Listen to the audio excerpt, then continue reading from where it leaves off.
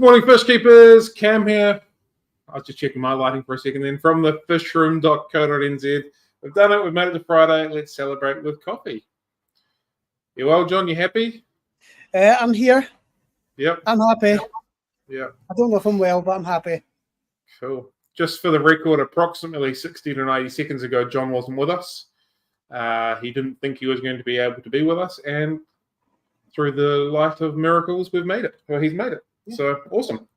I apologise for any random motorbikes that go past throughout the live, but this is the best I can do. Cool. All right. We have a guest sitting there, so we won't wait too much longer. Good morning. How are you? Afternoon, even. Good evening. I'm good. How are you? Very good. Thank you. Thank you very much for joining us. It is much appreciated. No, thank you for having me. Cool. Do you want to just give everybody a little bit of background on who you are and where you've been through keeping fish and that sort of stuff? Of course. So my name's Georgie, and I currently work as the program officer for Shoal, which is a freshwater fish conservation charity. But since I can remember, I've been obsessed with fish.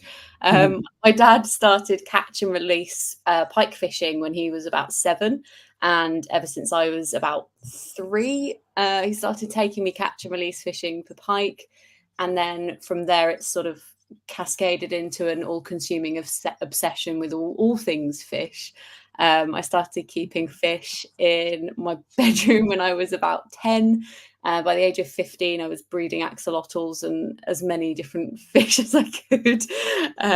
And then went on to study marine biology and worked in various sort of government and statutory type roles that didn't quite fulfill me, but always had a real passion for diving, underwater photography, started doing that in a pretty big way.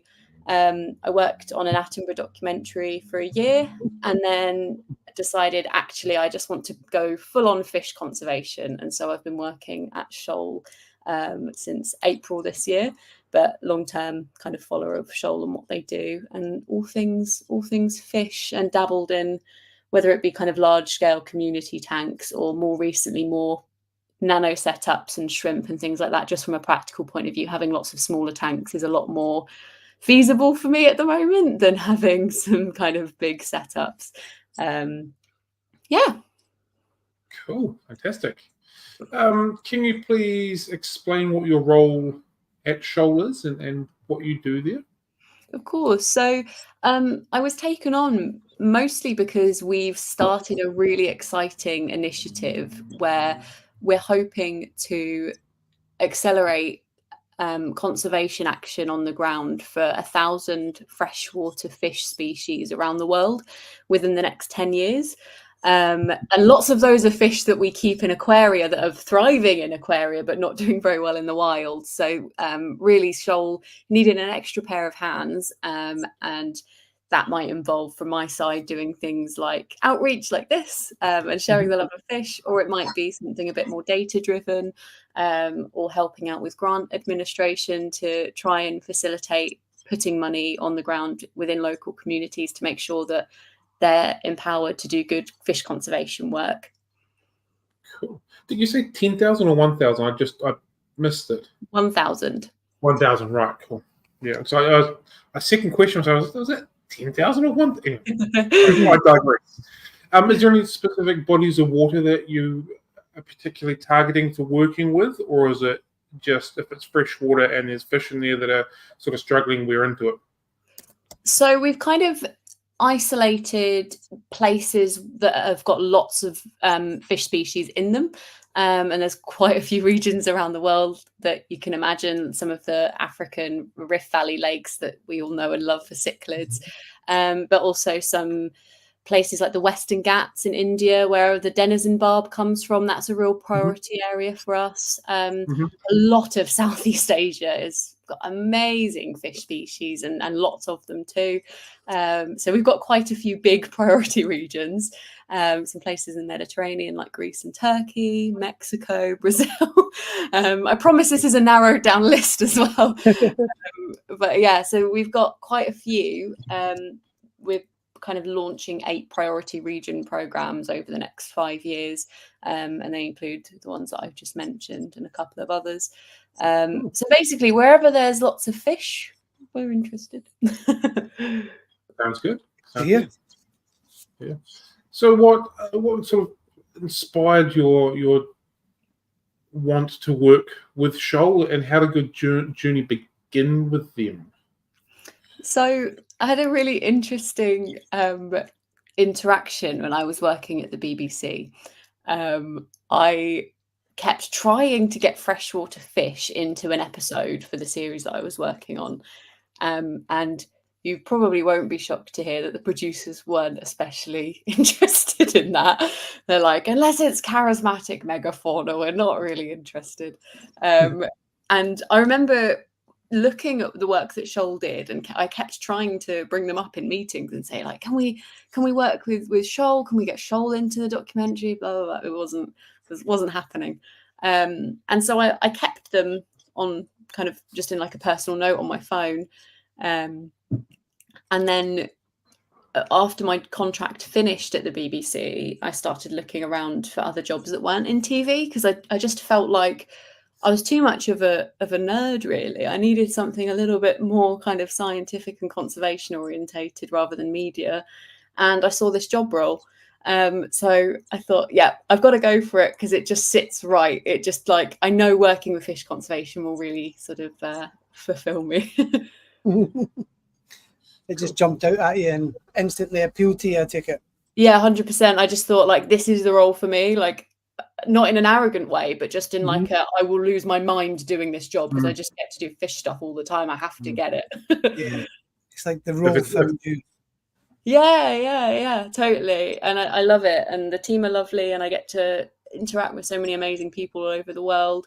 And yeah, it's perfect. I think you make quite a good point. Like, when it comes to freshwater stuff on documentaries, if it's not like a big old bear catching a big old salmon running through some, massive flowing water stream, you don't see a lot of it.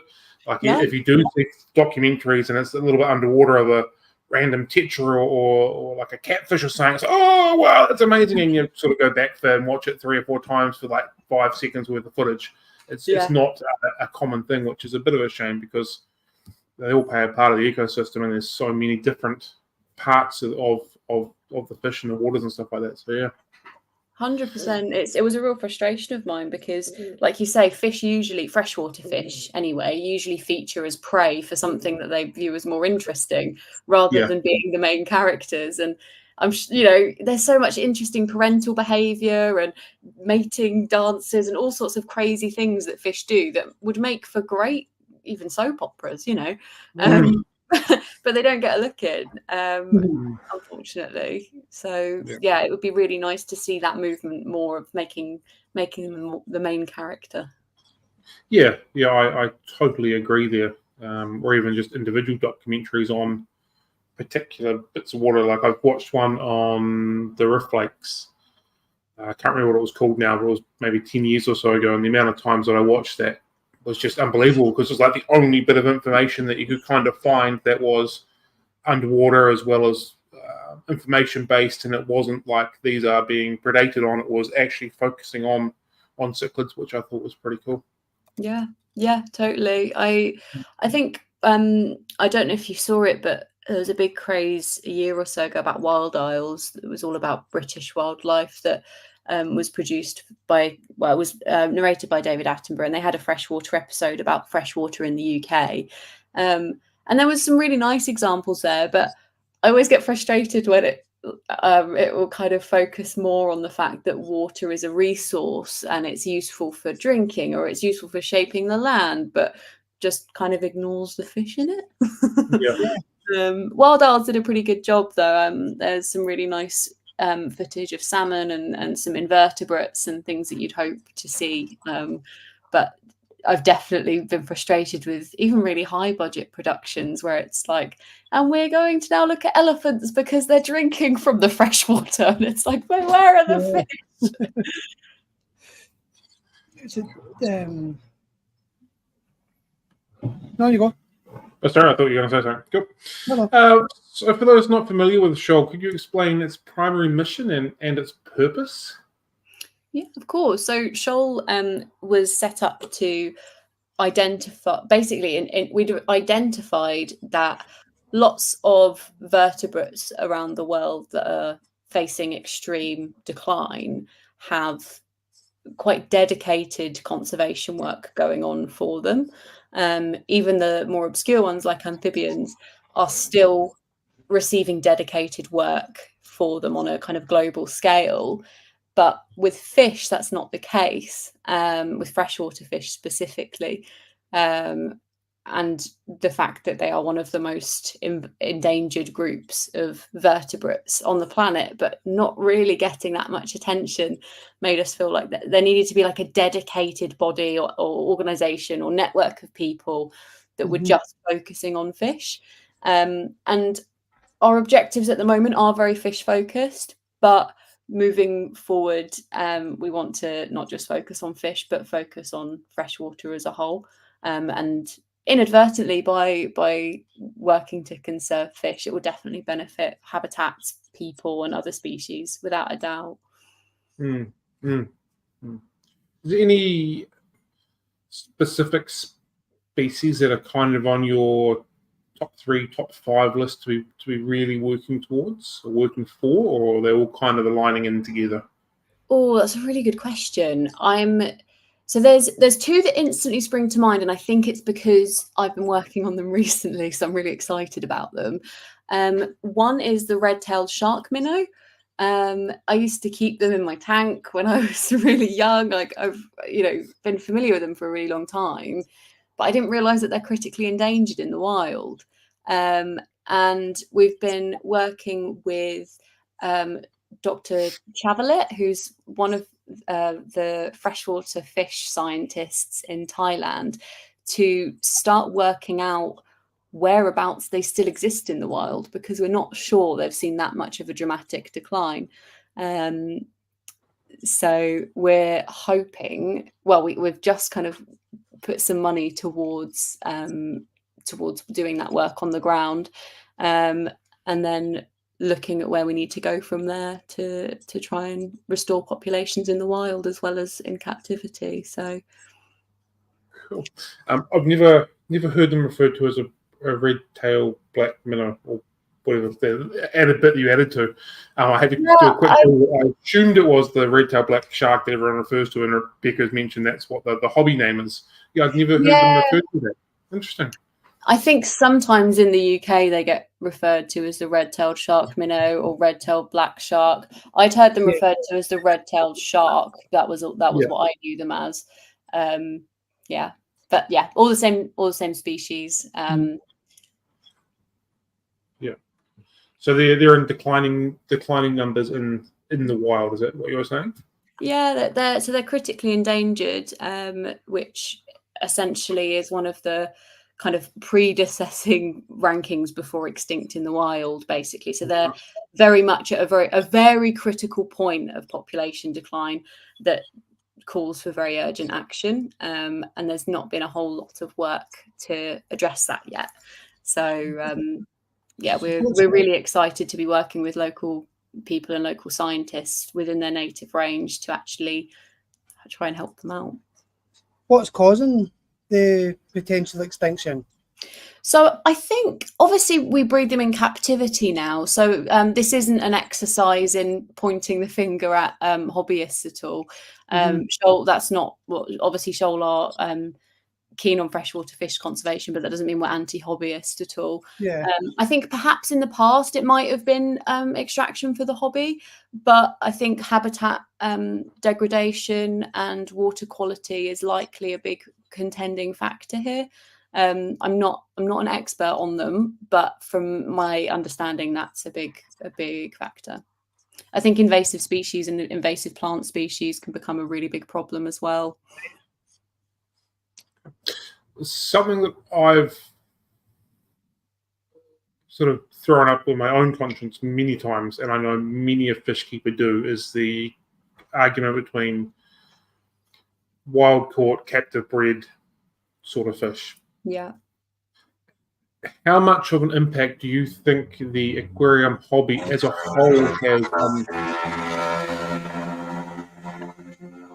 There's a Yeah. That's good stuff, that. How much of an impact do you think the aquarium hobby as a whole has on freshwater fish populations? Or is it bigger things at play, like environmental changes that are causing declines faster? I think it's not a cut and dried situation. I think there are times when the demand for fish in aquaria has been a serious threat and perhaps even the prime cause of decline for some species. But on the flip side, there's also been cases where knowledge of freshwater fish from keen hobbyists has also played a big part in helping to restore natural populations.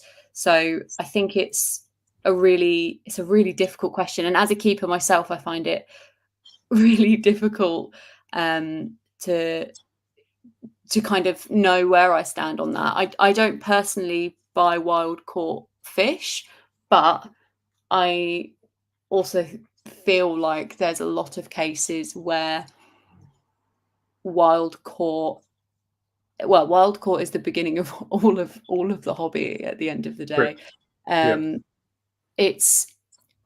There's lots of various shades of grey with this, I think. And I think as hobbyists we do need to look at the very uncomfortable truth that we do play a part in decline in some cases, but also feel empowered to use our knowledge and our expertise to do good and respond to that. And I think there is, like you say, there is a growing awareness. People are feeling that sense of conscious, like, oh, this is wild caught, which I don't think has always been the case in the past. I know that's a bit of a wishy-washy answer, but I think it's partly because I'm still working my way through where I sit with that. And Shoal is very much not an anti-hobbyist at all. We want to work with the hobby as much as we can, and we're hobbyists ourselves. But there's definitely cases where the drive for fish in the aquarium trade creates a situation where killifish are a great example of this, doing amazing in captivity. There's dedicated breeding groups and hobbyist groups all around the world, but they're one of our kind of within our list of priority fishes that we've made as part of this 1,000 Fishes initiative. There's over 2,000 species, freshwater fish species, that we've identified as being in urgent need of kind of conservation action. And over 200 of those are killifish. Wow. And a big part of that is because of their annual life cycle, living in these kind of transient puddles, things like climate change, they're very vulnerable to, because they live in these tiny pools that can easily dry up. But also when you add in the pressure of people taking them, for even if it's a small amount of people taking them, even if they're ones that are bred in captivity more broadly, but people know there's a demand for them, they might be facing poverty, they might feel like they know that they can sell them if they collect them, that still puts pressure on a dwindling population. So it's not like, oh, with or without the hobby things would be better or things would be worse. It's really complicated. But I think from my interactions, and I'm sure your interactions with people that keep fish, people who keep fish love fish, and they're not, I really don't believe they're trying to do wrong by keeping fish, and by tapping into the fact that we all share that common good. I know it sounds a bit like we should all work together, but genuinely, like, there's so many people that are just purely obsessed with them. And I hope that moving forward, that can kind of help us maybe promote more local people to breed a species, should they be popular in the whilst. Sorry, I've just seen someone mention the fat catfish in the comments, and distracted me. It's a complicated answer, and I can't be clear cut with it because I'm still working out sort of the role myself, but I hope that sort of answers. uncertain if there will ever be a right or a wrong answer to that question or similar type questions, because there are so many different things at play when it comes to that. At what point is education important? At what point is sustainability for people catching the fish important? At what point is the supply chain of freighting fish from one place to another place to another place to another place going to be like? There's so much in there that needs to be unpacked. I'm uncertain it'll ever be potentially answered. And then there's the how many people care or how many people don't care at the same side of it. Like, there is definitely a group of people that are very passionate about it and do care, but then there's some other people who go, oh, it's just a fish, who cares? So like, it's almost potentially a never answerable question. For sure. I don't think there is an easy answer to it, but I do think that in general, there is a deficit of understanding of how critical some of the wild populations are in that we keep and love in aquaria. And that's not to point the finger and say, oh, we shouldn't keep them then.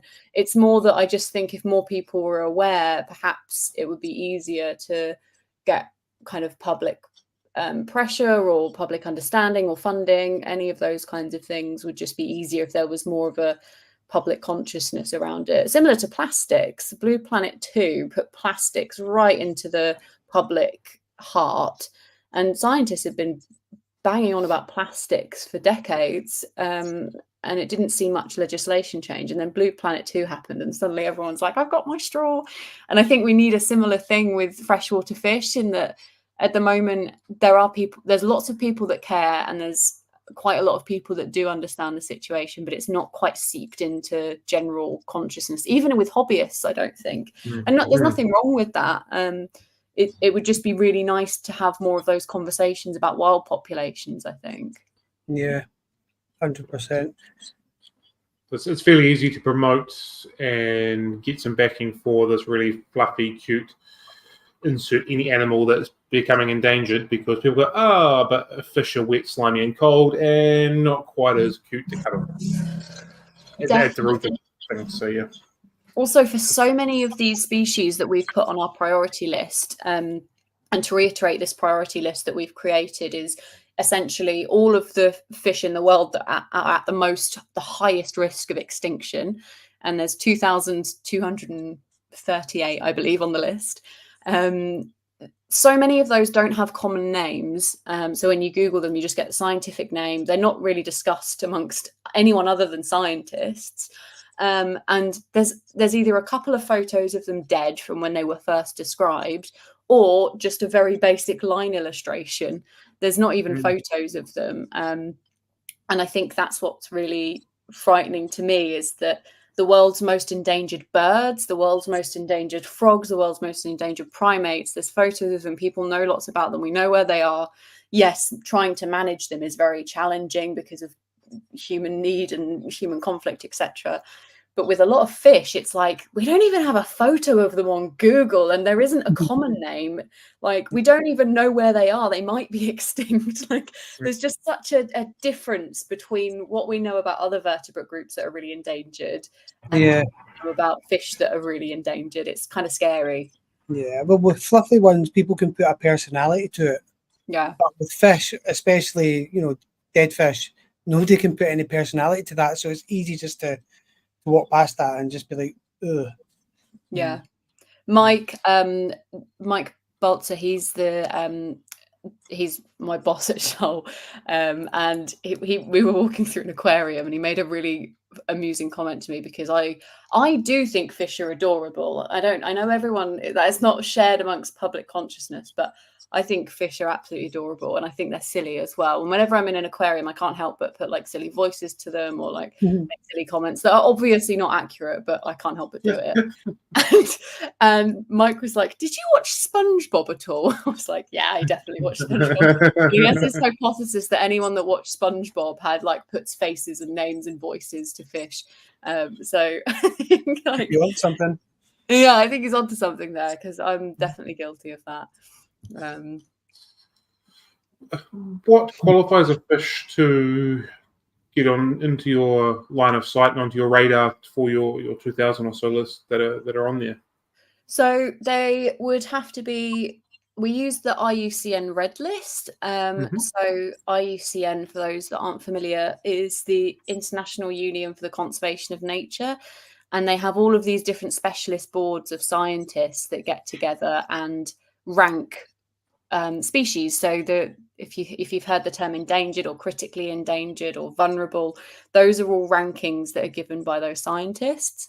And what we've done is we've gone through the red list for all freshwater fish, and the ones that are extinct in the wild, critically endangered, endangered, and vulnerable, providing they meet criteria of having a limited number or a very limited range, those have made it into the list. The main pitfall with this is that it relies on the IUCN information being up to date, which often it might not be. And there's loads, I think about 5,000 species of freshwater fish that are data deficient. So we just don't have a rating on them at all. So they're not included, but they might be facing serious threat. So that's how we've gone about it. Okay, cool. And what qualifies a fish to be potentially endangered? Is there a number or declining ecosystem, or sort of how does it sort of fluctuate from one level to another? Is there ways of recording that?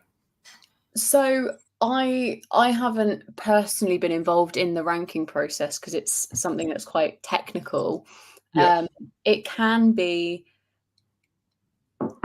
It is something that fluctuates. So, for example, sorry, I'm just reading some of the comments and getting distracted. So, as an example, I used to work on a species of marine fish called the spur dog or spiny dogfish. They're a species of shark. And in the Northeast Atlantic, they were critically endangered because their stock levels had declined by about 95%. So that's the level of decline you're talking about potentially, in this case at least, for that kind of ranking. And then as they started to show stock recovery over the last 10 years, they're now classed as endangered in the Northeast Atlantic. And I don't know exactly what percentage. They're still, obviously endangered, so they're still far lower than their original stock level, but not quite the level of 90%. And they're on a trajectory of increasing population at the moment. So that's one example. But then you have quite interesting cases, especially with a lot of freshwater fish, like in these rift lakes, where they're only found in one lake. So if we lose them from there, that is the global population gone. So the way that we'd monitor and assess a species like that is much more fine-grained than how we would say a species of shark that frequents all of the Atlantic. It's a really difficult metric that kind of doesn't have. I'm not an expert in the ranking, but it's that there's lots of challenges in trying to kind of create that system that works for all. Yeah, it'll have to be forever changing as well for one reasons or another, and how things are viewed and all that kind of stuff. Yeah. So we've had a few questions from the comments. We'll try and do them in a logical order. No worries. Rebecca said, I believe you can apply to work for the IUCN on their rankings. I got sent a form to apply to work for them.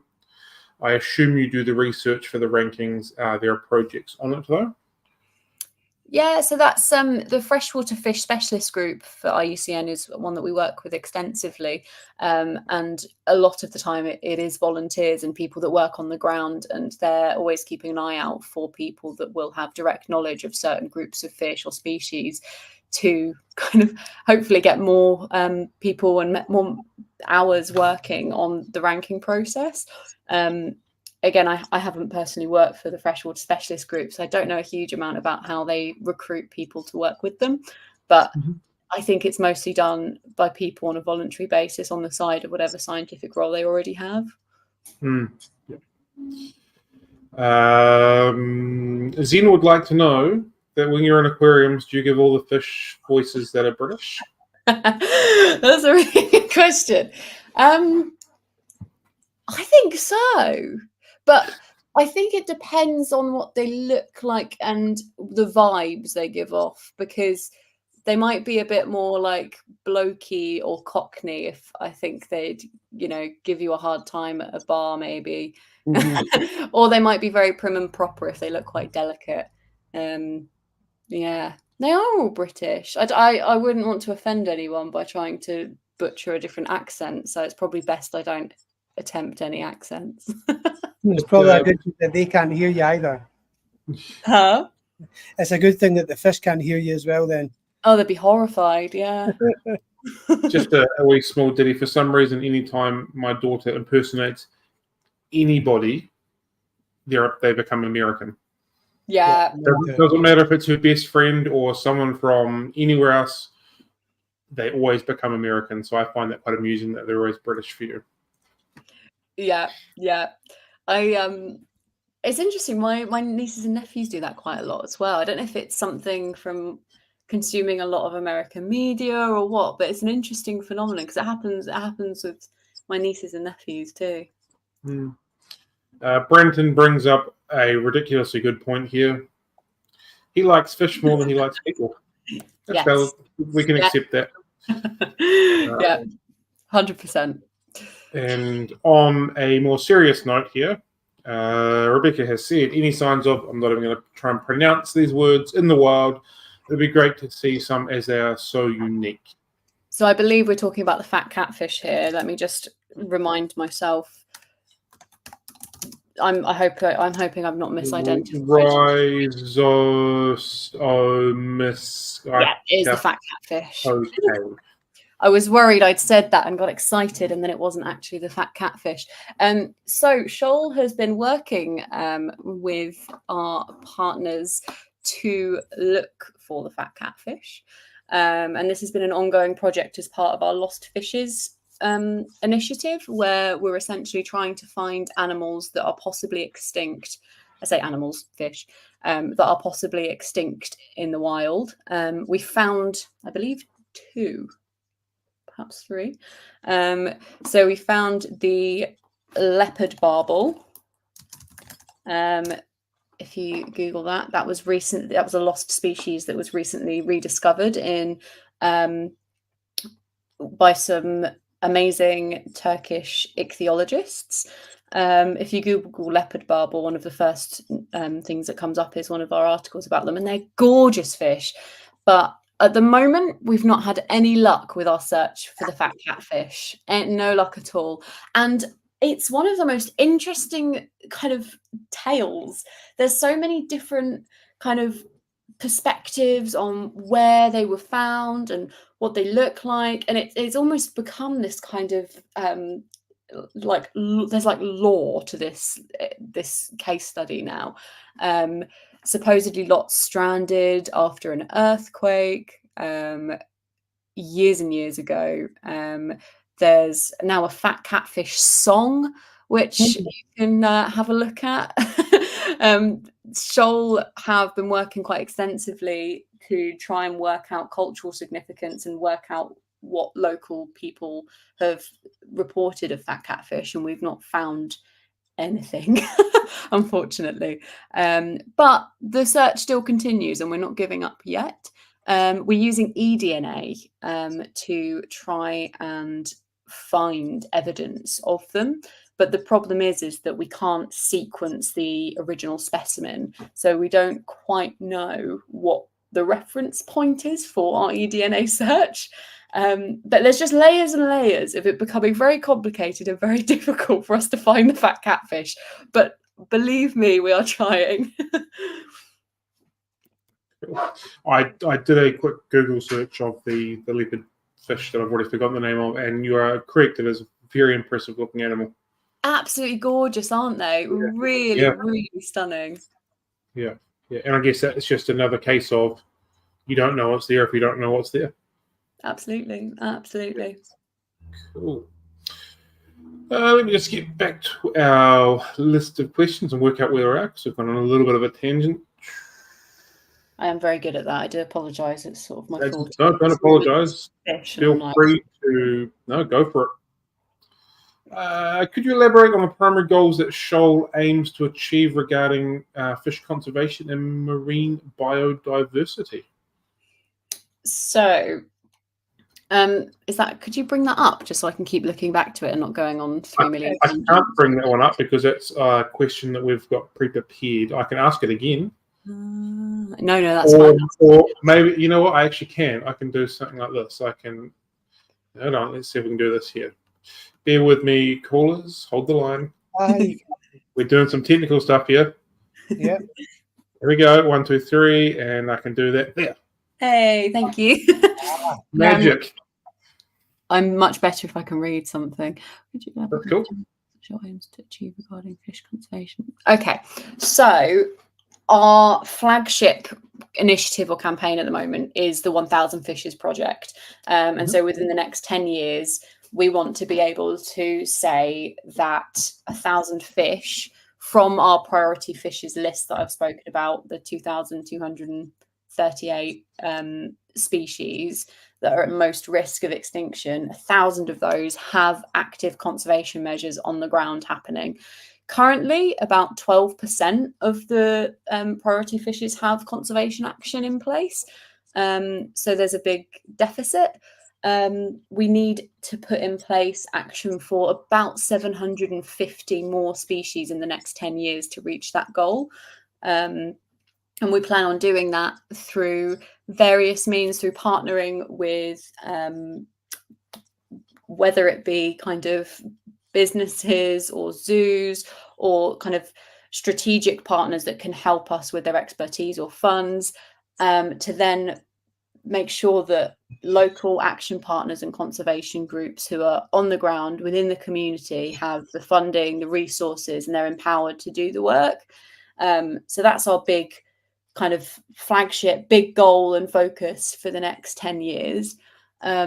In terms of marine work, we're not really focused on marine. We might dabble in some species that migrate into freshwater, but we're really specific in our focus for just freshwater fish at the moment and freshwater habitats at the moment.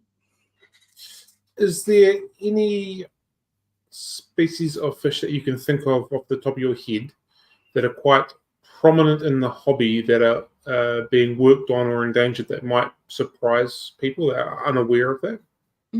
That's a really good question. I was personally, I know I've mentioned them before, but the red-tailed shark minnow or black sharks, whatever you fancy calling them, those really shocked me actually, just because they're so prolific in the hobby. Quite a lot of rainbow fish as well are endangered, and that kind of shocked me as well. Yeah, quite a lot of the rainbow fish. They're one of our priority genre actually, because so many of the rainbow fish are endangered and critically endangered that the whole genre is, well, a few of the rainbow fish genre are priorities for us. Again, killifish as well. There's lots and lots of killifish species, over 200 of them, that are on our priority list. The ghost plec and the flash plec, those are also endangered as well. The Siamese, I never know how to say it, the Siamese bala shark. The big silver thing? Yeah. Again, not a shark, but I feel like the hobby's obsessed with calling stuff sharks when it's to be not. fair, at least those ones look a little bit like a shark with the colour, and they look a little bit sharky. Yeah. So I get that one. Yeah, the red-tailed sharks, I'm never really sure where the sharkiness has come from. Maybe they've got a fairly big dorsal, don't they? Yeah. A little bit rounder, flattish. Could be part of that as well. Yeah. But I would say that the fact that over 200 killifish species are endangered or critically endangered or vulnerable, it really is like the big shock for me, just because they're so loved by hobbyists. I just had no idea that the problem with killifish was so vast. Yeah. I wouldn't have known that as well. I thought they were quite under control for the best part. I think also because a lot of these species breed very readily in captivity, Yeah, it's really, yeah. really hard to imagine that they're not doing well in the wild. It makes sense. Correct. And like when you said that rainbow fish, my first thought was, well, they breed so easily in captivity. Right. Is that right? But just because they breed easy in captivity doesn't mean there's lots of other things at play in the wild that are not causing decline. Absolutely, yeah.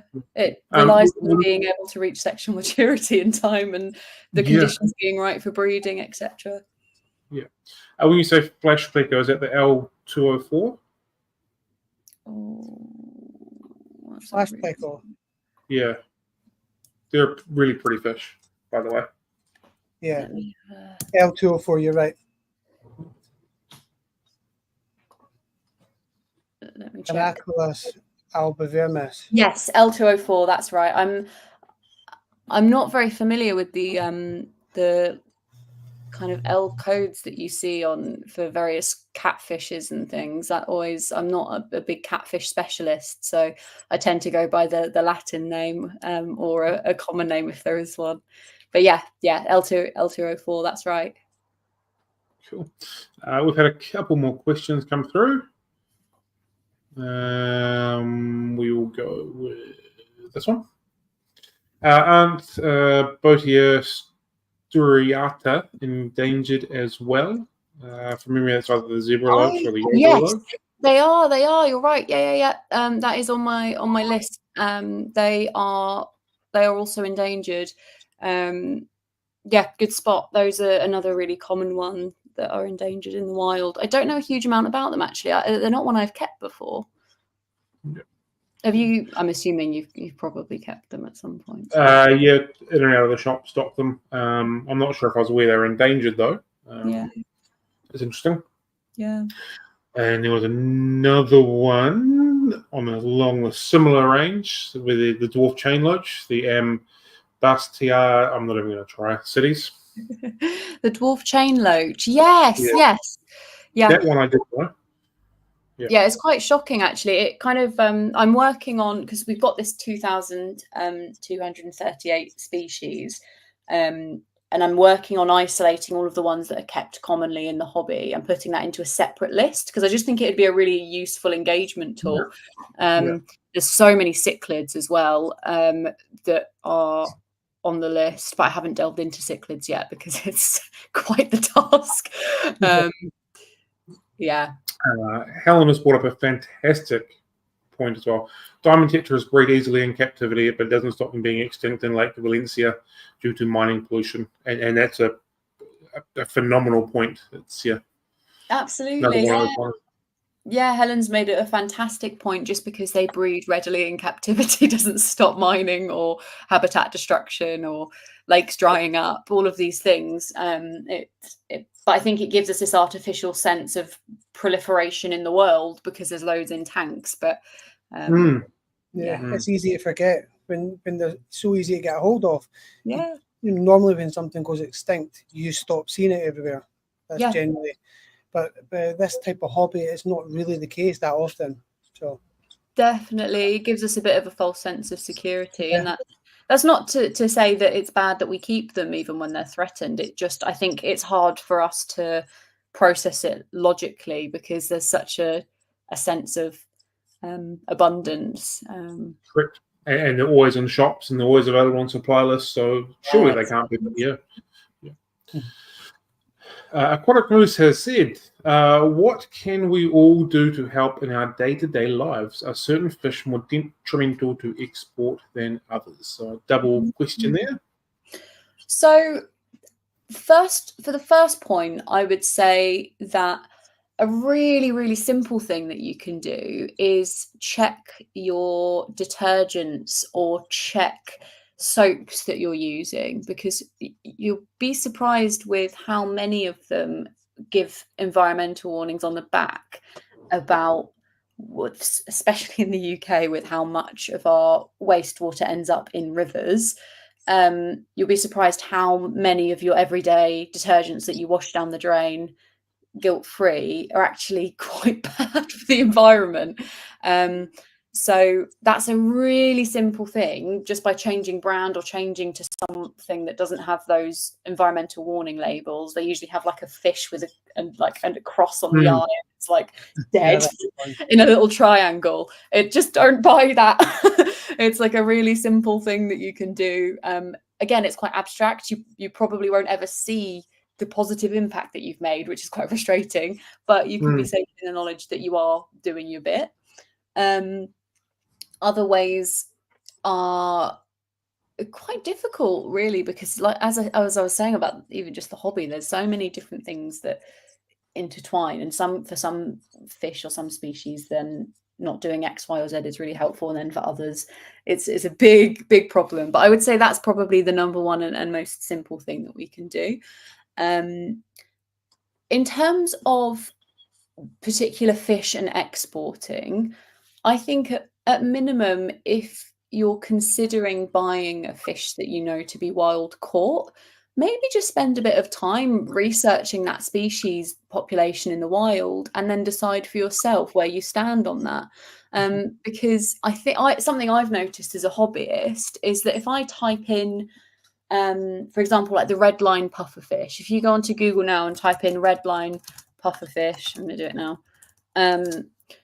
You'll see pufferfish enthusiasts worldwide.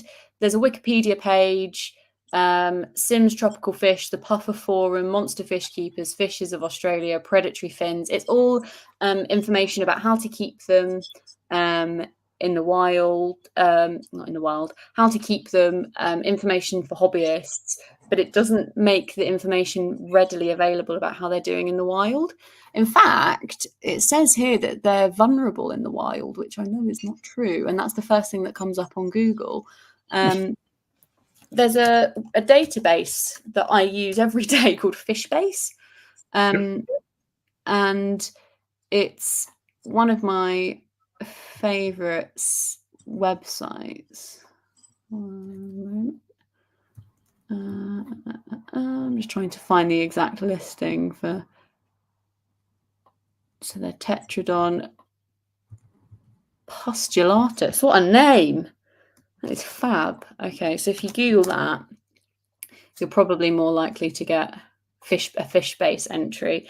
And the FishBase entry generally will give you a point about their conservation status. So they're endangered in the wild. But note, it's quite interesting, Google said that they were vulnerable. So I would, if you're considering buying a fish that you know to be wild caught, don't just look on the website on websites about their needs in captivity.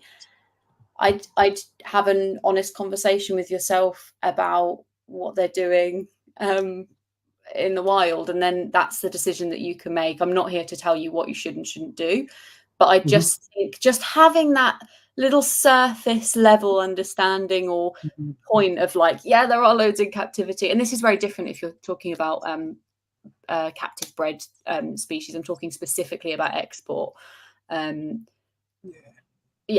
That I would say. Yeah, we had Project Piaba on a while back, and they kind of lifted the lid on that as well for our viewers, but they were explaining that yes, wild caught fish is a problem in a lot of areas, but obviously the cardinal tetra is an example of it not being a problem when done properly. And they on their website they list a bunch of other fish that they work with as well, with trying to do the same thing, whilst they're trying to promote the benefits. On the surface level, it's almost counterproductive to what you're telling us. But when they explain the cultural benefits, when they do it properly and they do it sustainably, because they need the income year on year. So, it's very much case by case, isn't it? It's not a clear-cut situation at all. Yeah. I think it's quite interesting that, like you brought up the washing detergent, some don't have the little warning that it's going to cause issue to aquatic life, and others do. Yet we are openly accepting that it'll potentially do damage to aquatic life, and there's no issues there. It's got a warning, so it's fine. Yeah, right. How is it okay? Like it is going to be causing issues potentially with just standard use of this product. How does that make it okay because there's a warning? That seems seems quite ridiculous when you sort of break it down just a smidgen off the surface of we've given it a warning, it's okay. For sure. I think that's been something that I have really found quite shocking. The more I've done conservation work and the more I've learned about fish and fisheries, is that like legislation, it takes a really long time to change, and it often doesn't reflect the need of what's happening. And so you can be led into feeling like, well, surely if it was that bad, we couldn't do it. And then it's just like you say, it's like, oh, well, we've put a warning on it, so it's fine. It just seems quite absurd, really. Yeah, I know. I mean, the warning does nothing. It doesn't even tell you how to dispose of it safely. Yeah. It just says, oh, when you dispose of this, it will damage animals. Yeah. Not just fish. Oh, that's fine then. Yeah. Can you run us through the day-to-day operations of Shoal, and what are the key activities and strategies that you guys run to get what you're doing out in the open? Oh, that's a really good question. So Shoal at its core team is 3 people, myself and 2 other mics, and we're based in the UK. But Shoal as an organisation is hosted by Synchronicity Earth, which are a charity in the UK, and Rewild, which are in the US. And then from there, we have our local action partners, over 35 of them all over the world, and they'll be doing their project work every day. So I can't speak for all of them, but when I speak about what we do, I really want to highlight that we do what we do to make sure that they do what they do. And they really are everything to Shoal. We really are really keen to make sure that we're not taking credit for the hard work that they do, because our work, or my work, is very much around things like administration or database management or comms. But really the heart and soul of Shoal is in all of those local action partners that day to day are working on the ground, whether that's doing fish surveys, whether that's trying to work out breeding for like beta fish, or it really is vast amongst the network of people that we either fund or support. So all sorts, really. All sorts. Yeah. So you've obviously got some strategic partners that you're working with. How do those relationships work, and how do you work with them, and how do they work with you, and how does that just the Shoal ecosystem, I suppose, is a good way of putting it. How does that kind of happen? So there's lots of different kind of ways in which we work with strategic partners. A classic example is zoos, and working on the knowledge that they have and the conservation work that they're already doing with freshwater fish species to support ex situ conservation work.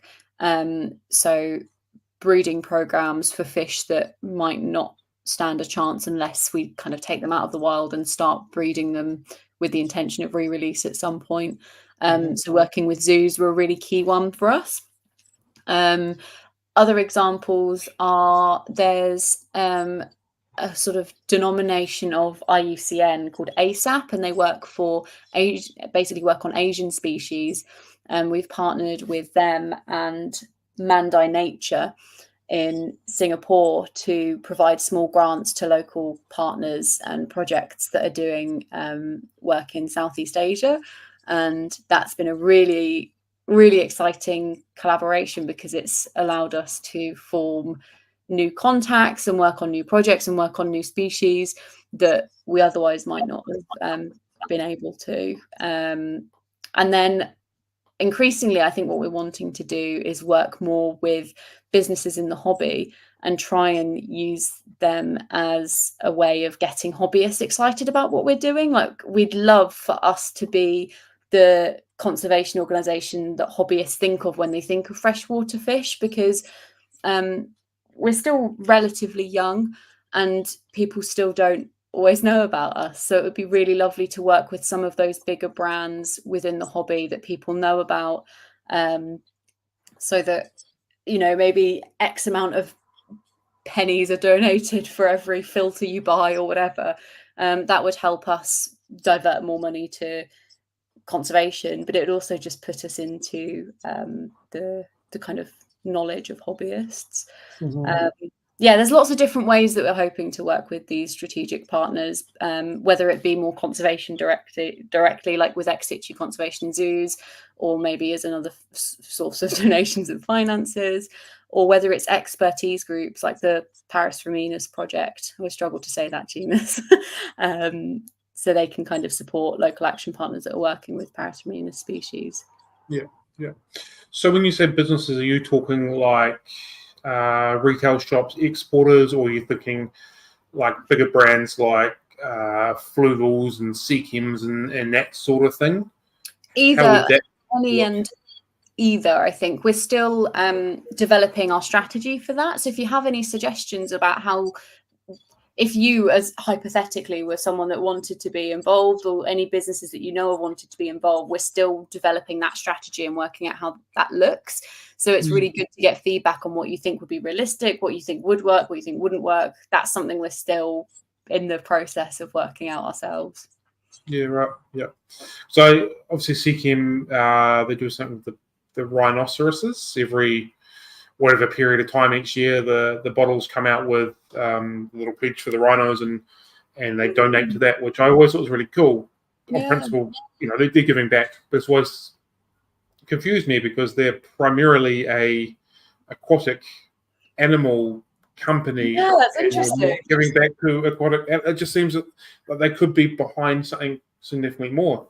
And is that purely because rhinos are cute and cuddly? They're clearly not, but you know what I mean, and they're recognizable, and that'll help them in their sales and their feel good, as opposed to fish where their primary target is. Yeah, that's really interesting, actually. I wonder why rhinos. Well, don't get me wrong, critically endangered, I get it. I know there needs to be a need, but it just seems weird that it doesn't quite align totally along with what they do. Totally, yeah. I'm really intrigued by that. There's, as you say, nothing wrong with that, and there's clearly a need for it. It's just an interesting choice. We've had, where have we gone? Where is it going? Yep. Do you keep any fishes if you can? And if you could, what would you keep? Oh, okay. So I've recently just set up another tank. I wasn't in a position where I could keep fish because my accommodation and living situation just didn't cater for it. And when I was working for the BBC, I was managing shoots, underwater shoots, because I'm a commercial diver, and I was away for long periods of time, so I didn't want to keep anything because I just wasn't around to look after it. But one second, I'll take my background off so you can, hopefully I can do that while I'm still on stream. Also, I'd like to know how you put the background on, because I've been doing this for 3 years and I still haven't worked that out. Amazing. Okay. Ta-da! Hey. So I don't have anything particularly like rare in here, but I've mostly set it up because I've wanted to have plants and I've wanted to have stuff that's fairly easy. So there's about 60 red cherry shrimp in here, and some ember tetras as well, and an obscene amount of snails and duckweed, as you can see. I'm also trying to grow some pothos and bamboo palm at the top out of the tank, but then there's some, it's not the most beautifully scaped thing in the world, but perfect for shrimps. Yeah, right. And I'm really trying to get, I can't remember the name of it. I know it begins with an H. This carpeting Cuba variant of some kind of plant. I'm trying to get that to carpet because I've never successfully managed to grow a carpet before. So I'm hoping that will change with this tank. But I'm thinking of rescaping it already because my initial plan didn't quite work, and then I had to sort of make do with another haphazard approach. But there's ways I want to change it. But yeah, that's my tank at the moment. I'm really, really wanting to set up another one in another room in the next couple of months and put some kind of killifish in it because I absolutely love killifish. I'm also really fond of celestial pearl danios or galaxy rasboras. They're a real, they look like little trout and they're so cute. I think in the long run, I'd love to do proper biotope setups, like big biotope blackwater type setups. Yeah. That Speaking my language. would be like, oh, but I just don't really have the space for it at the moment. And I think in the next like year or two, I do have a 4-foot tank, but I don't have anywhere to put it. So it's in my friend's garage. So once I get that back, that's going to be Blackwater type vibe. Cool. Nice.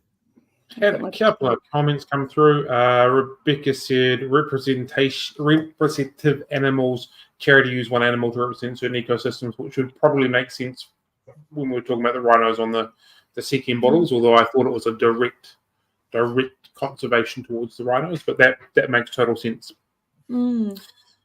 Yeah, we've been talking to a researcher who studies flagship animals and what makes for a good flagship animal and what makes for a good sort of for good branding, basically. And there's quite a lot of interesting cultural studies in that, because things like crocodiles have a lot of negative interactions with humans, but yet in lots of cultures they're really praised and they make for really good flagship animals and people really get behind them.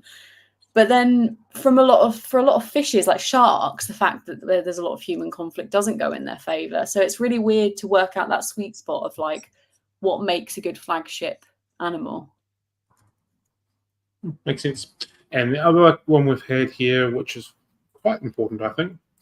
Lucas said, Georgie would love to chat about what we might be able to do at a fish club level. At the moment, I'm the president of a club that has over 200 members. I'm sure those people could get more involved. Yeah, absolutely. I'd love to chat with you. I don't know if you can provide my email, but my email is georgie@shoal.org.uk. If you want to reach out to me with any suggestions or any questions about your club or your shop or you personally, I'd really love to chat and I'd be really keen to. In the next 6 months, as I said, Shoal are really planning on honing in their kind of strategy and how we want to work with hobbyists. So now's a really good time to hear from people like yourselves about what you think would be a really good way for us to move forward with that. Cool. There we go.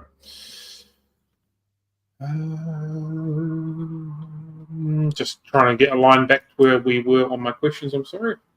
That's okay. I've just seen Luke has asked to repeat the email, so it's Georgie, as in. Yeah, John's chucked it on the scrolling thing down the bottom. So thank you. That's right. That's all right. Cool. All right. Are there any recent or ongoing projects that you're particularly excited about at the moment? Like one that's really doing it for you? Yeah. So I had a lovely chat with Chavalit, the scientist that I mentioned, who's working on the red-tailed shark or shark minnow, black shark, whatever you want. And he has pitched a project about a fish that I hadn't actually heard of, but has made its way into the hobby. And the story behind it just really captivated me. So it's called a Sompong's rasbora. And I can put the name of it. Have you heard of it? I believe so. So it's, let me just for those who want to, I've just put this in the chat for if you want to pass it on. But so that's the one, and basically it's a really interesting one because these tiny little rasboras are, their native range is within kind of these transient water bodies that are used as mostly rice paddies now. So all of these little tributaries of rivers and pools are either the paddies are completely flooded during the wet season or very dry, and they go to these refuge areas to breed along small little river channels around the rice paddy fields. And a year or so ago, they sampled there and they were in about 3 or 4 refuge areas in the dry season on these rivers. But what's happened in those rivers is that these invasive plants and pollution has completely degraded the habitat. So they're no longer in those refuge areas anymore. And essentially, the only place that they are now in, because of collection for the trade and because of habitat destruction, is a small pond within a temple. And that's the only place that they're safe, basically, because it's not polluted. And well, some people are still collecting for the trade, but not widely. So they're safe in that one refuge, and that is essentially this little pool in a temple is the only place in the wild that these rasboras exist.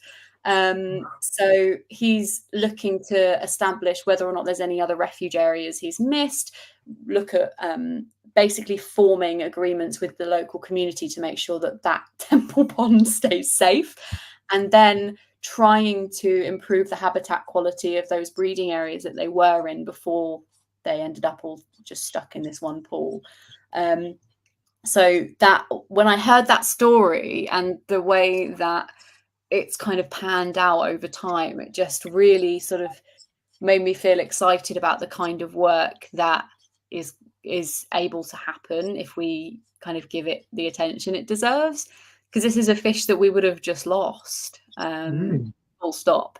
So that's really exciting. I'm really, really excited to see what travel it does with that. Yeah, that's very cool. Yeah. I might be totally wrong, but didn't something similar happen with the white cloud mountain minnow? I think so, yeah. Right down to just one tiny little spot, and that's all? I think so. I don't know a huge amount about them, but I'm pretty sure. Yeah. I'm pretty sure that's the case. Yeah. Cool. How does Shoal decide what projects or species to focus on? Is there a hierarchy of this makes the cut more than this one, or is it just next project on the top of the list we go for?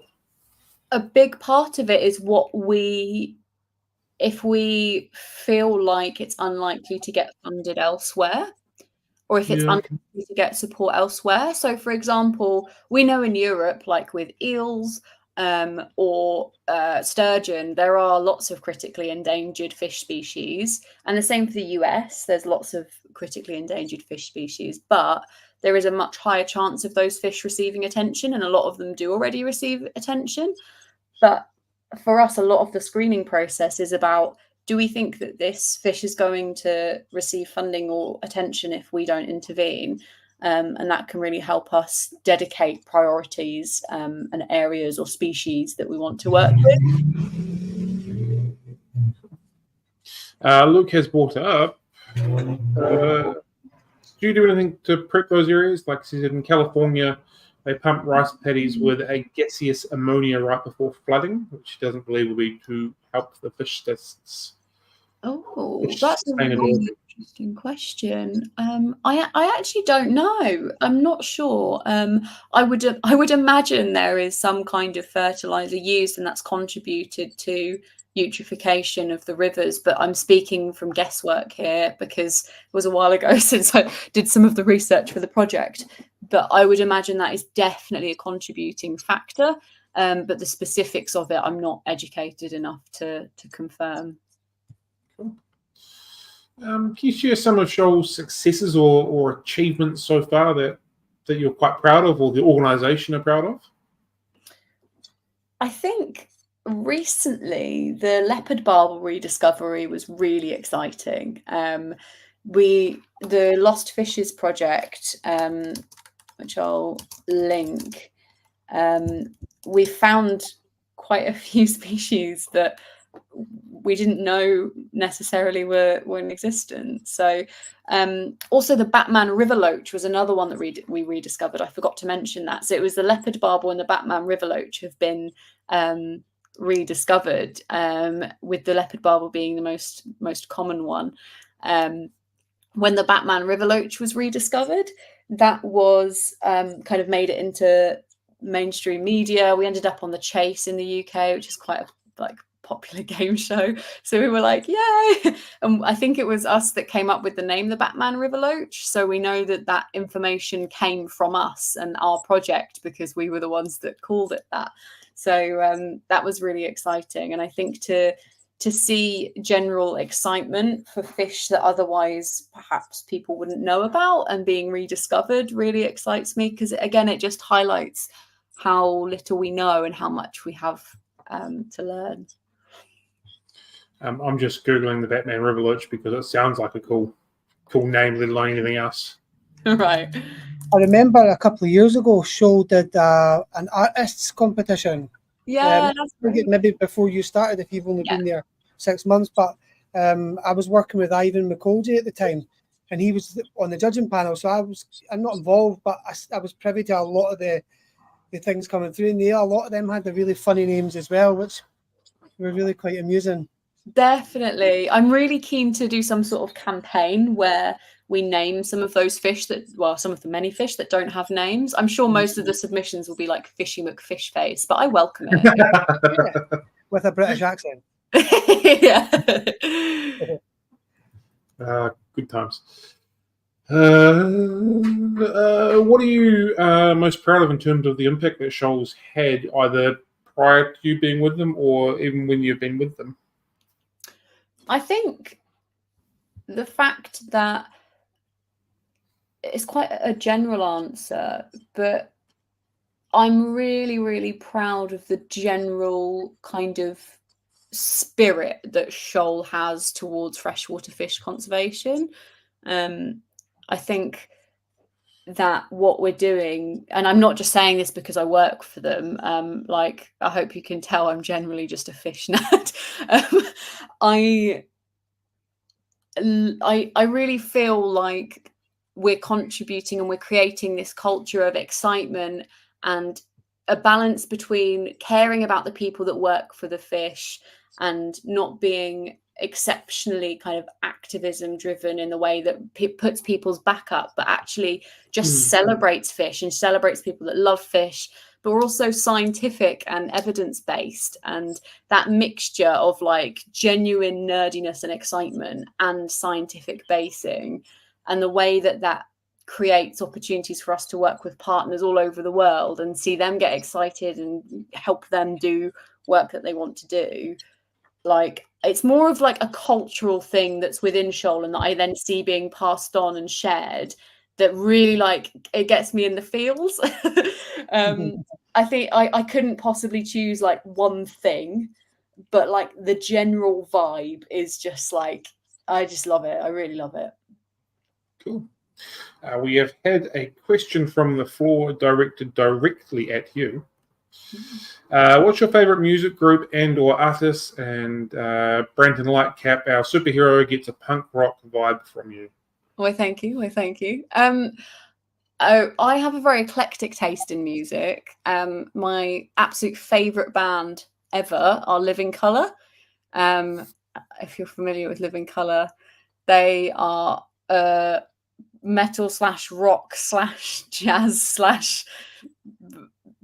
they're very famous for Cult of Personality in the 80s, and I'm obsessed with them.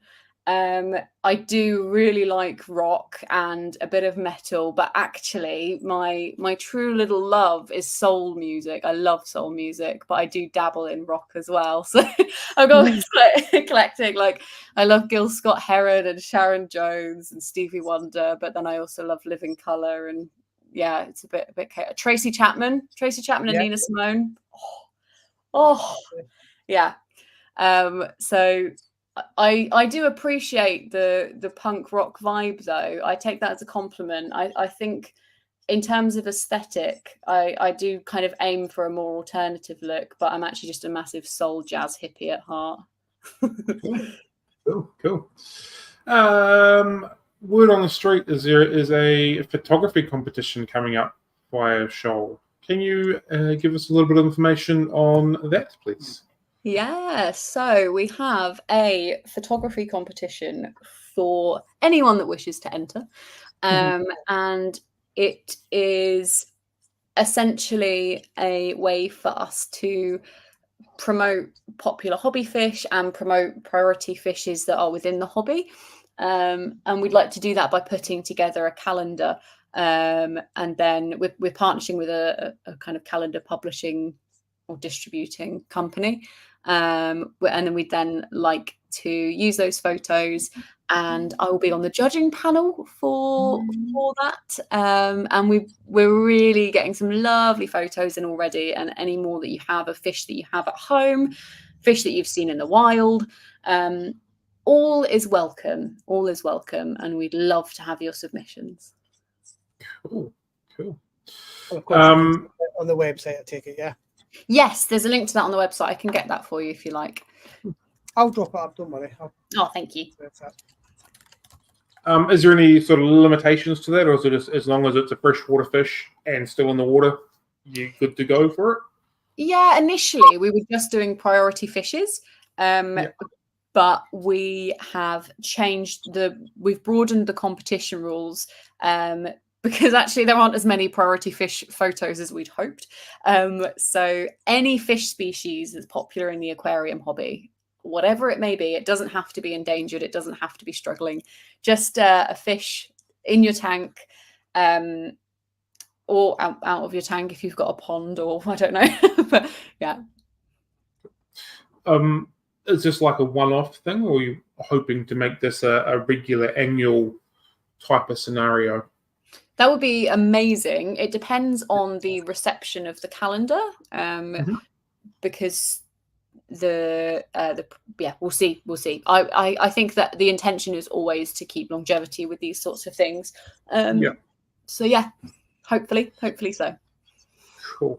And I'm assuming it's in a way to try and fund Shoal, sell the calendars again, fund back a little bit as well at the same time, as well as hopefully getting some attention on the organisation and the fish and that sort of stuff as well. That's kind of the overall view of it. For sure, yeah. It's equal parts trying to get some money together for conservation and equal parts outreach and making people feel like they're a part of something and engaging the hobbyists and putting the word out there, for sure. Cool. There you go, people. If you are handy with photography, if you're handy with a camera, get snapping and get entering. Yeah, please. Cool. What are some of the biggest challenges that Shoal faces in its conservation work? So the obvious one is funding. If you look at the amount of conservation projects that are funded every year, a very small percentage go towards freshwater, and an even smaller subset go towards freshwater fish. So there's a very clear absence of funding being directed. I believe that will change in the future, a bit like how marine has seen a real splurge of funding in things like seagrass, which were relatively obscure before. That's not quite happened for freshwater fish. So the obvious one to say is funding.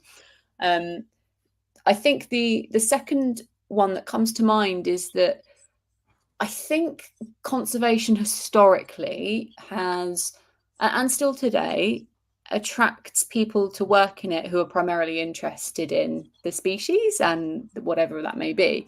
But I really believe, and I think there's increased awareness now, that conservation is mostly a human problem, in that most of the time, if you provide more resources and empower people who are perhaps facing poverty, a lot of conservation problems will naturally decline, because people won't be obliged to make the decisions that they're making, or they might be more empowered to have better equipment, or to, for example, like with aquaculture, have less escapees because they're able to, invest in better equipment or whatever. There's lots of different ways in which, by helping people, you help the species that you're wanting to help. And I think in the past, a lot of the ways that we've done it is we've kind of gone to a place, dictated what needs to happen for that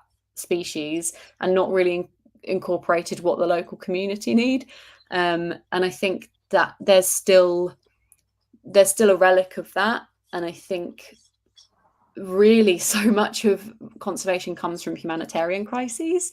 and we need to make funders and make people more comfortable funding stuff that helps people so that we can help fish. I know it doesn't sound as kind of gripping as going in there and getting your hands dirty and tagging a fish, and we do still need all of that data and we need that kind of basis, but there's a lot of it that actually is just about having conversations and seeing what people need. So it's a problem, but I'm pleased to say that from what I've seen, there is more of an awareness about that now. Cool. Totally off topic to what we're just talking about, but totally on topic at the same time. Aligning with the photograph competition. A few months back, I was just sifting through Facebook, and one of the aquarium shops in the UK was showing off some of the pins that you guys have, which is, I'd already been aware of Shoal, but it kind of brought me back into your ecosystem per se. Do you still have those pins for sale in the UK? And is that another get our organisation out and about sort of thing for those that aren't aware? Yeah, so the pins have initially been like a pilot. We haven't wanted to invest in loads and loads of them in case they didn't sell. Yeah. And we're still piloting those. So there's you can see on our website, I can't remember all of them off the top of our head, but you can see on our website all of the shops in the UK that have them for sale. But yeah, there are still shops that have them, and we'll be kind of seeing where we go next with that. It would be nice if we could get that to a place where, a bit like the RSPB pin badges that are just in like every pub, a lot of the kind of classic Maidenhead Aquatics, all those bigger names would one day stock them. That would be really really good. But yeah, I think we've learned quite a lot through this pilot, and we think we need more designs because there's only 3 varieties, and we need to sort of target specific shops that we think that the audience would sort of be more swayed by them. Yeah, cool. Rebecca has said we need a diversity of Pleco pins as Pleco people will buy them. I'm assuming that means you've already got the Pleco one then, Rebecca? We do, yeah. So I agree. I think you can never have too many Pleco paraphernalia, but definitely more Pleco pins. I think the Pleco specialists are certainly a demographic we'd like to tap into. Maybe we'll just have Pleco pins. I do feel a bit sad though. The Corey pins have been the least kind of well received. So I do shed a tear for the little Corys that have been sad. That's unusual. That is surprising. Yeah, because they're usually the most common and most popular. So, for sure.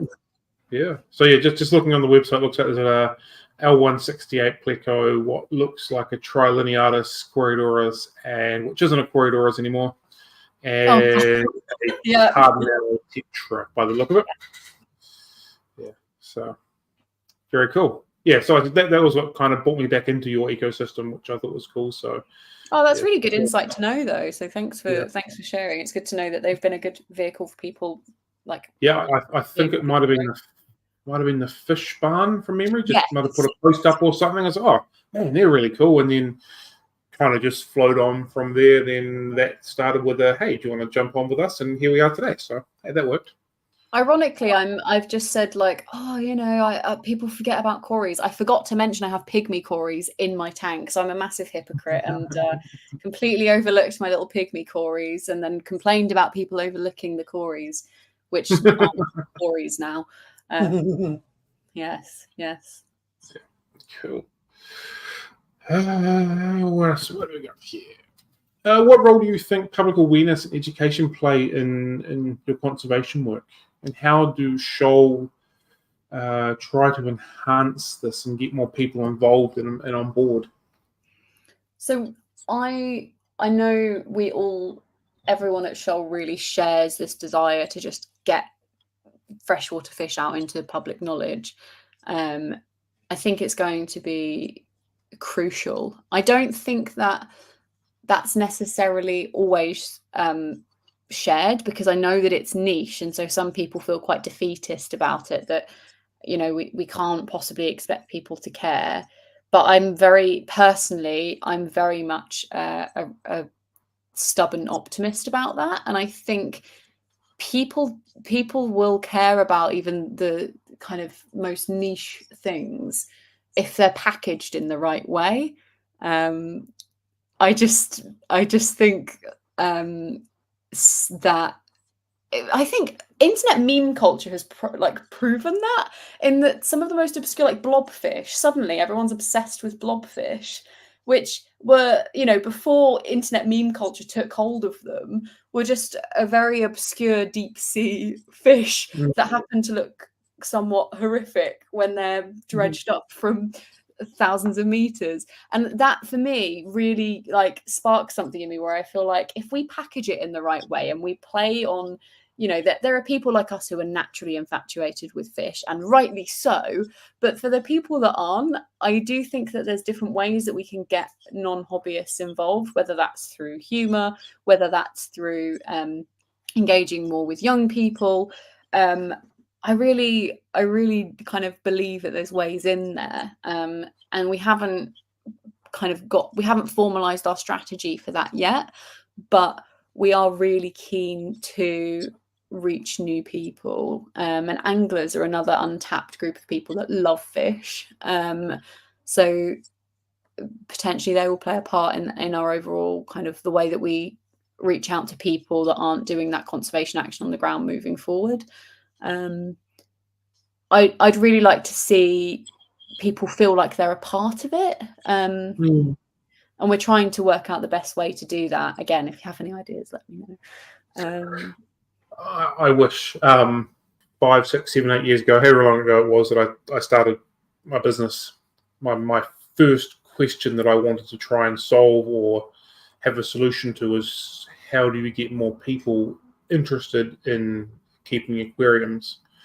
Theory being, New Zealand is a very small market, so a very small piece of pie. The bigger you make the pie, the more people get involved, the more money going around. So purely on a business point of view, I wanted to try and work that out. 5, 6, 7, 8, 10 years, however long it is on, I still have no freaking idea how to answer that question. Yeah. And I feel it's probably a similar scenario with that. How do you answer this question that there possibly isn't an answer for? Yeah. But things like internet meme culture, if a little meme picks off and away you go, things start rolling. Obviously, Finding Nemo, for whether you want to think it was a positive thing or a negative thing for the aquarium industry, helped raise awareness for the aquarium industry. So it might take something in mainstream to pick it up, and all of a sudden it becomes popular again. But how that achieves, I've got no idea. Yeah. I think for now, we're really just wanting to start with hobbyists who have a pre-existing obsession, and make ourselves known and available, and just go from there. But like you say, a lot of these questions don't have answers yet. And like the point you brought up before with like any documentaries that are on the BBC, for example, that are anything to do with freshwater is always being predated on, or other bits that aren't really related to the fish. So like it's kind of there, but it's not quite there and over the hill.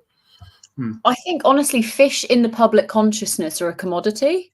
I think the way that the UK interacts with seafood is really a good example of that, in that if you ask someone what a cod looks like, they're instantly going to picture like a battered fillet. They probably wouldn't recognize the actual species, even if they've eaten it countless times. And if they have seen pictures of cod, it's probably of a dead one being held from like a photo from the 70s or whatever. We have a really strange empathy mismatch with fish in the UK, where we're kind of obsessed with them, but then we kind of don't really know anything about them and can't view them in any other way other than being an item that we purchase. And I'm not saying there's anything wrong with that. We have really strong cultural heritage with seafood and fisheries. But it's just really interesting how there's just like wild fish as wildlife seems to have just like escaped the public consciousness a bit. And I think they can exist together, right? I don't think they're mutually exclusive. I think you can view fish as a commodity and also view them as wildlife. That they're not. You don't have to do one or the other. I just think it would be really nice if we viewed them as wildlife as well as a commodity. It's interesting. Like, I may or may not have put posts on people's pictures when they're taking photos of their fish and just called them out for being a murderer. Fully in tongue-in-cheek type situation, but the amount of backlash you get from that, it's only a fish. Well, that they're living animals and all that kind of stuff. 100% in tongue-in-cheek, because I agree there is easily a balance achievable there, but it's missing the point that they are an animal. Yeah. They just live underwater where we don't live, so we don't see them. They're not cute and fluffy. And activist groups get up in arms when people shoot a bunch of deers, for example. Not quite as up in arms when people trawl thousands and thousands of different species out of the ocean every day. They absolutely are, but you know where I'm kind of going with that. Yeah, for sure. There's definitely an empathy mismatch with fish, for sure. Like, I mean, I don't know what it is, why some people think they're absolute perfection in every way, and then other people don't care for them. I don't know how that happens. I'd be really interested to learn, like, what makes someone worship fish? Like, what is it? Because I've definitely got the bug. Everyone here has clearly got the bug. Yeah, there's a lot of people that just don't get it at all. And I'd love to learn more about the not getting it, because I clearly don't understand that personally. From a pure hobbyist base, and this was a conversation that I was having with somebody yesterday, do you think it's because it's very easy to fail as a beginner fish keeper and it becomes too hard, and then that interest can wane off really, really quickly? Whereas if you get a dog, it's quite hard to fail in the initial stages of it, for example? It's a really interesting question. I think it's quite similar to reptiles. I don't think it's a product of failure that people lose interest. I think it's a difference of expectation. This is my personal hypothesis. This isn't based on any actual evidence. This is just from keeping fish and reptiles and seeing how other people keep fish and reptiles. Personally, I reckon a big part of it comes from we've normalized mammalian interaction when we have them in captivity, whether that's a dog or a cat, and we get a certain amount of like interaction and response. And I think we subconsciously expect that from fish and reptiles when we keep them. And then when they're completely unfazed about our existence, I think there's a bit of us that's a bit offended. And I think people get them because they're novel and they're interesting and they haven't been able to see them in the wild, and wow. And then suddenly they realize that the fish or the shrimp or the leopard gecko is probably going to do the same expression and the same thing for the however many years it might live. And I think novelty wears off. I think people have an expectation that isn't realistic of fish and reptiles in captivity, and the interest dies. I've certainly seen that with people that have bought fish and reptiles for their children, at least. I think when you have like the standard setups, like a reptile, a basic, but when you can create like a bioactive reptile setup, then it changes, because then the environment's grown along with it. Yeah. And that creates, the food becomes part of the hobby. And keeping the food alive, like if it's a bug, like my daughter's got a leopard gecko, so we've got that bioactive setup, and then we've also got to keep the isopods and the grubworms and things all alive as well. So she gets just as much joy out of that part as the actual reptile itself. And I think with fish, you can do that when you go and range into like biotope aquariums and like the blackwater aquariums. It's more than just water and fish. You've got plants, or you've got algae, and you've got everything else, or there's crustaceans and things that are growing along with it. It offers more, and I think the hobby and the industry should be doing more to promote that side of it, as opposed to just 100%. Fish. The aquarium itself. I think a lot of starter hobbyists are being set up to fail, because, like, I think goldfish are a classic example of this, in that gorgeous animals, like lovely, but I don't think the reason why they've become so popular as beginner fish is because they'll survive just about anything, not because they're actually very good at thriving in just about anything. And so you don't get the most out of them. they require a lot of upkeep, and because they're very messy and they're really good at pooing.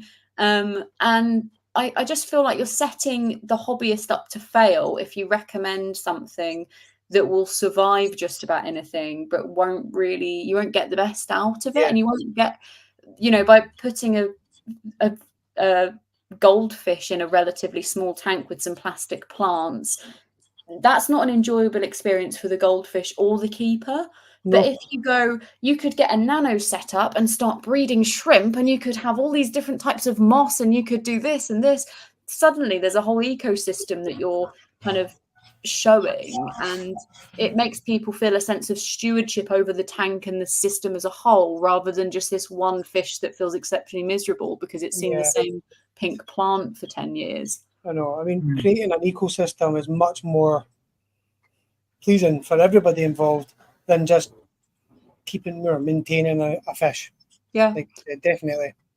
I think now as well, there's so many different tropical and temperate fish species that are available that are suitable for nano setups that do well without exceptionally, you don't have to breed your own live food or have any kind of extremes in acidity for them to do very well. Now those kinds of fish are on the market. I think there's a real opportunity for people to realize, like, actually that those species are achievable to keep. You don't need to be a specialist to have really wonderful fish in your living room or your bedroom or whatever. Exactly. Definitely. The something that I think is a little bit detrimental as well is the keep things in a minimum of 6, which I've always believed is a pure marketing point of view to get people originally to buy more. Whereas if you can encourage people to buy groups of 8s, 10s, 12s or more, also according to aquarium size, they seem to get more from the fish that they are buying, which in turn gives a better, happier experience for the end user, which I think is quite a massive thing as well. Yeah. It's interesting. I often earwig whenever I go to is earwig like a British saying, or is earwigging is it a British thing? Have you heard earwigging? I've heard earwigging. Earwigging, yeah. I didn't know if I was just to be fair, we are both living in colonized. Excuse yourself, John. How dare you? What did you have for dinner?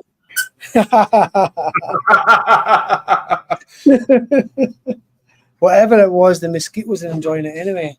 Oh no. Yeah. Oh. Was a motorbike. That's what you would say. Another question from us. Zen has said that she's going to apologise that she has nothing of real value to add, as this conversation is well above her pay grade. But please tell Georgie that you look like Zoe Deschanel, and I don't know who that is, but we'll go with that. An anecdote about Zoe Deschanel, because I didn't know who she was until someone approached me in the street and asked me if I was her. And I was like, who is that? And they were like, obviously not then. So yeah, I've had that before. I think she's in a US sitcom of some kind. I can't remember which one. The New Girl, I think it was, wasn't it? Ah, there we go. Yeah, now I see it. I'm very flattered. She's really beautiful, so I'm very flattered. So thank you. I've also been told I look like Noel Fielding, so I'll take Zoe Deschanel over Noel Fielding. We are beginning to come towards the end of our questions. I've got another one here. Would you like to share anything else with our audience about Shoal or the importance of fish conservation? I would. I really wanted to find an excuse to bring this up, and I haven't found one yet, so I'm just going to do it anyway.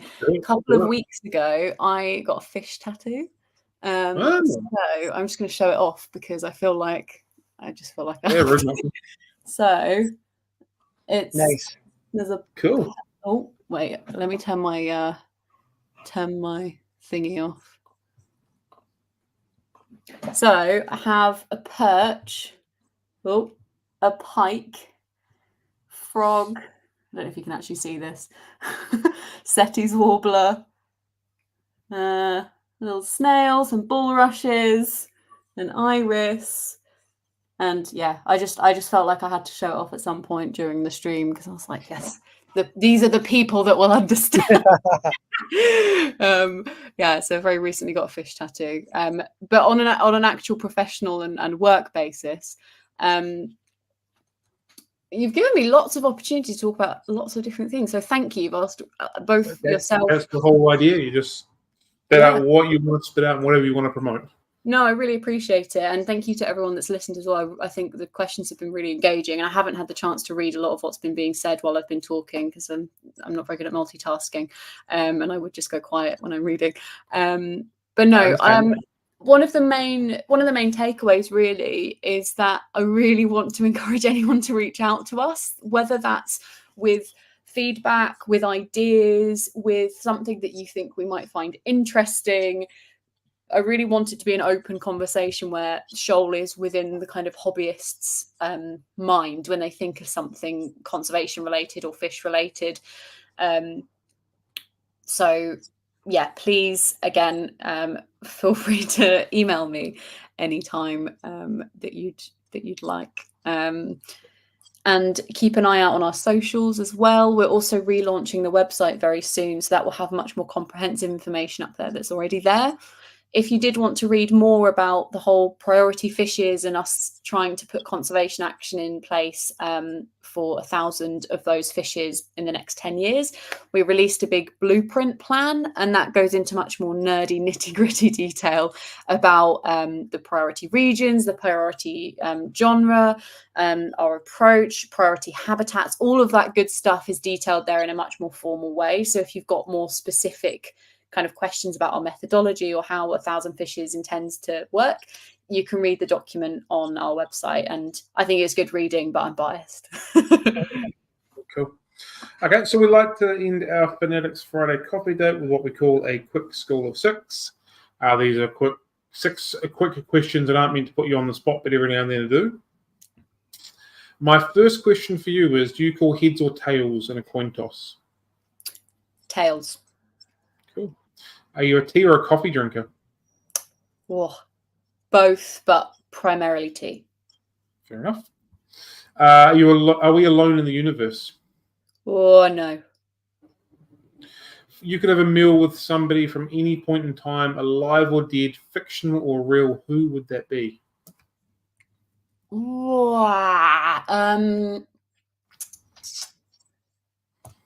I think it would have to be someone like Nina Simone, Tracy Chapman, Nina Simone. It would be one of my musical kind of civil rights soul-y people, I think. Nice, nice. Paper, scissors, rocks. What's your first call? Rock, because geology rocks. What is a unicorn fish for you? One that you'd like to take photos of, keep in an aquarium, do some research on? What is that one fish for you? Coelacanth. Cool. And the last question, which actually makes 7, is where can people find you or your organization? So I am on Instagram and I mostly post underwater photography, and I'm at Georgie_Bull_. And Shoal is, I should know that off the top of my head. I don't know what Shoal is off the top of my head. I'm so sorry. Shoal is, you can find me as part of my organization at Shoal_org. And that's ORG as an organization. Fantastic. Thank you very much for your time today and giving us a little bit of information, a bit of rundown on how Shoal works and what the approach you're doing. I've found it incredibly fascinating. Some of the numbers you put out and some of the things that are being done, I think is quite very cool. And there's obviously a strong passion there coming through from you. And I would assume it's exactly the same from the other members of your organization. So I greatly appreciate your time. And I know everybody who has been watching in the chat will have enjoyed this as well. So thank you very much. No, thank you. I really, really appreciate the time, and I really appreciate all the comments. And yeah, I'll be sure to catch up with what people are saying after the stream. So thank you so much for all of your time. It's been lovely. Thanks for joining us. Yeah. All right, guys. I hope you enjoy the rest of your evening or morning or wherever it is that you happen to be watching. Have a good one. Happy fish keeping. Catch you all later. Bye. Bye.